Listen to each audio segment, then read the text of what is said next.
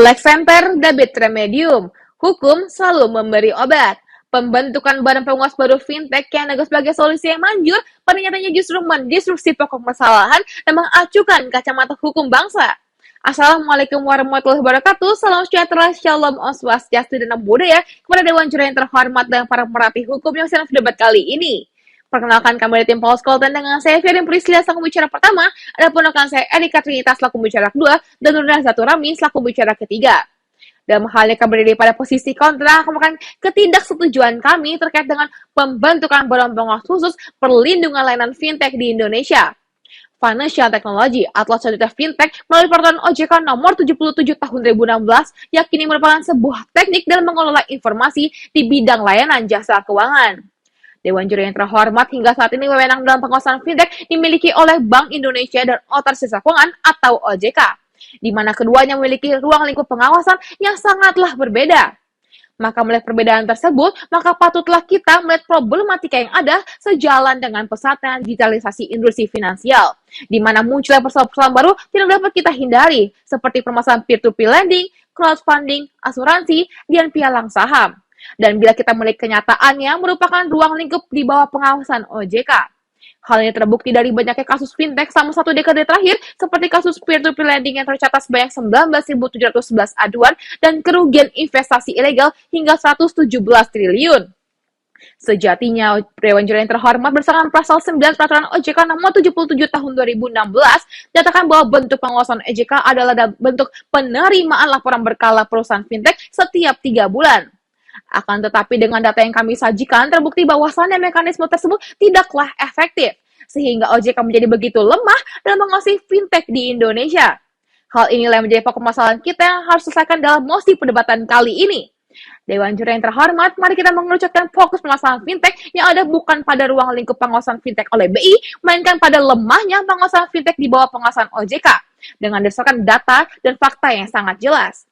Argumentasi tersebut akan kami landaskan dalam 3 poin urgensi utama. Yang pertama, bahwa sejatinya pembentukan badan pengawas baru fintech akan berlawanan dengan semangat reformasi birokrasi di Indonesia. Selanjutnya yang kedua, apabila kita melihat dari sisi keuangan, maka pembentukan badan pengawas baru bukanlah sebuah strategi yang efektif dan efisien. Dan yang terakhir, perlu kita ketahui bahwa sumber daya dari OJK masih dapat kita optimalkan.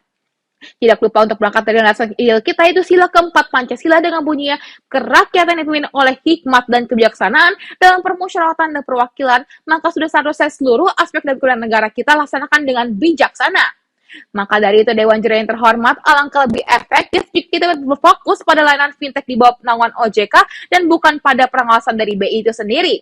Atas landasan tersebutlah kami tetap tegas berdiri pada posisi kontra, tidak menyetujui adanya mosi perdebatan kali ini. Sekian dan terima kasih. Convenience Prabowo, yang artinya menjalankan pemerintahan itu berarti melihat ke depan dan merencanakan apa saja yang akan atau harus dilakukan. Sejatinya, pembentukan badan pengawas baru berlawanan dengan semangat reformasi birokrasi Indonesia yang memenuhi penglihatan jauh ke depan, sehingga menjadi suatu perencanaan yang tidak bijaksana bila mana dilakukan. Assalamualaikum warahmatullahi wabarakatuh. Salam sejahtera, shalom, om swastiastu, dan namo buddhaya kepada Dewan Juri yang terhormat dan para pemerhati hukum yang menyaksikan video debat ini. Perkenalkan, saya Erika Trinita selaku pembicara kedua dari tim Paulus Colton yang akan melanjutkan argumentasi yang telah difondasikan oleh pembicara pertama kami. Memasuki bangunan argumentasi yang pertama, pembentukan badan pengawas khusus perlindungan layanan fintech berlawanan dengan semangat reformasi birokrasi.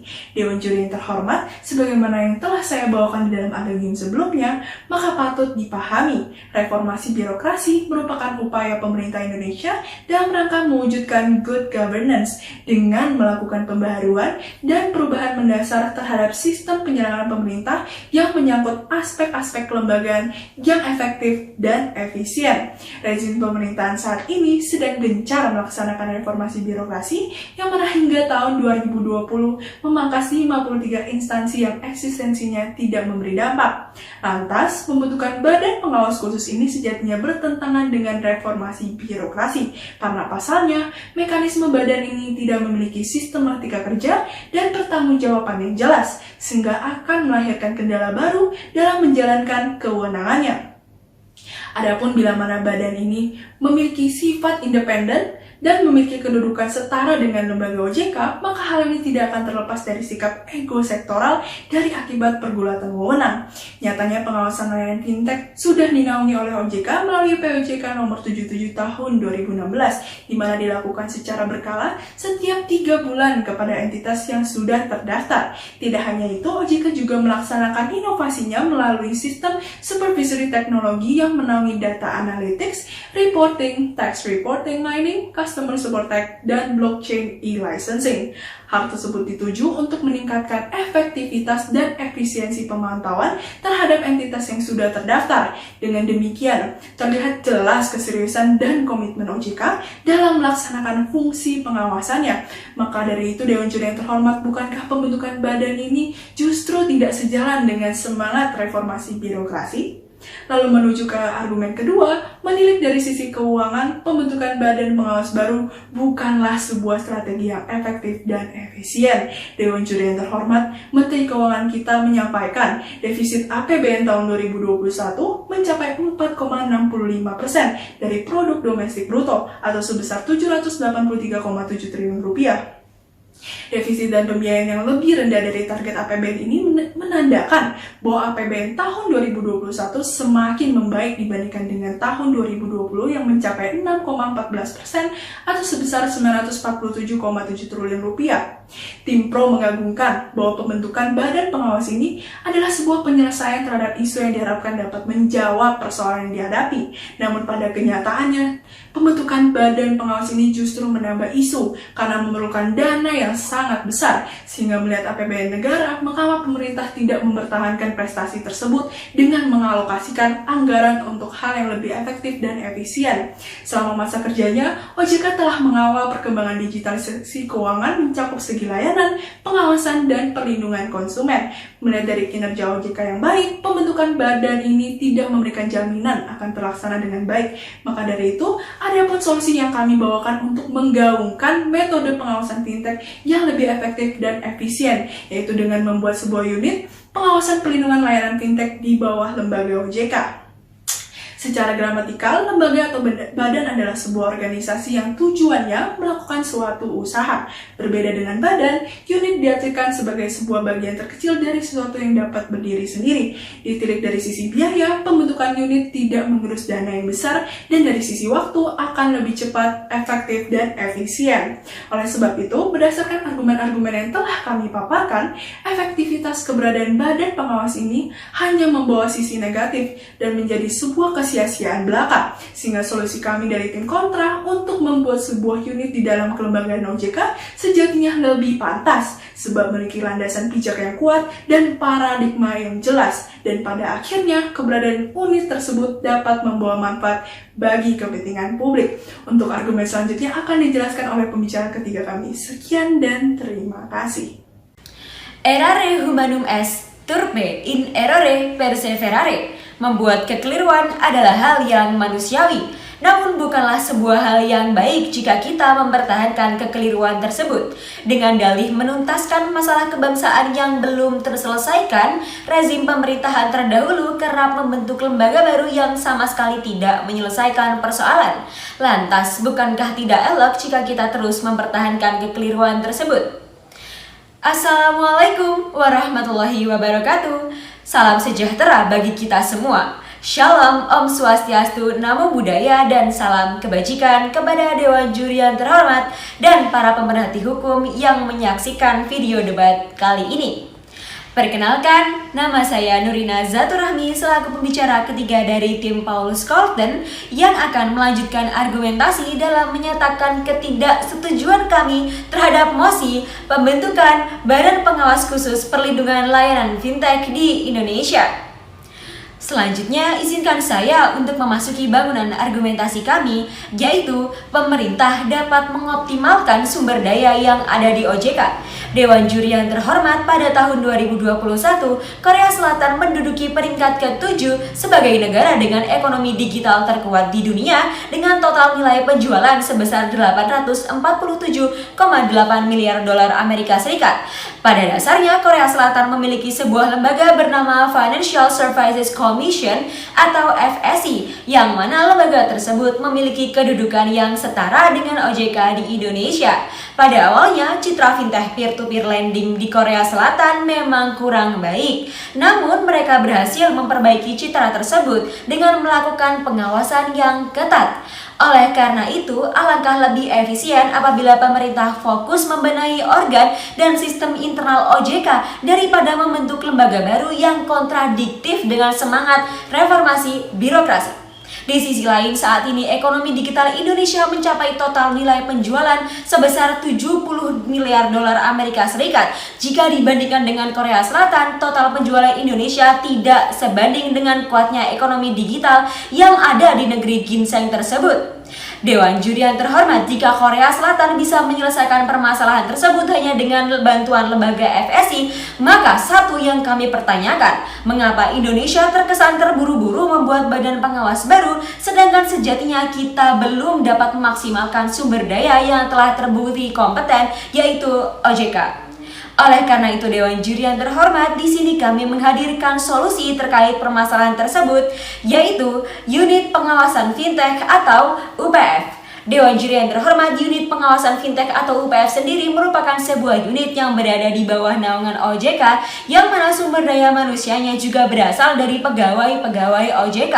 Perlu kami tegaskan bahwasanya unit dan badan merupakan dua hal yang jauh berbeda dan tidak bisa disamakan eksistensi serta mekanisme pembentukannya.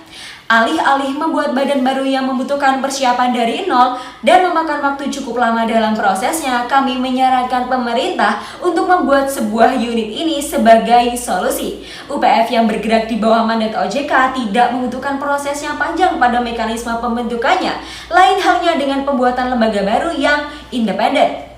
Dalam membentuk UPF, pemerintah tidak memerlukan regulasi sebagai dasar pembentukan dan tidak pula membutuhkan pengajuan alokasi anggaran sebesar pembentukan badan yang independen. Nantinya UPF akan memiliki beberapa wewenang, seperti yang pertama dan yang paling darurat, UPF harus selalu sigap berkoordinasi dengan lembaga kepolisian dan Kementerian Komunikasi dan Informatika untuk melacak dan menindak kasus peer-to-peer lending ilegal yang berkembang biak sangat pesat melalui situs-situs online.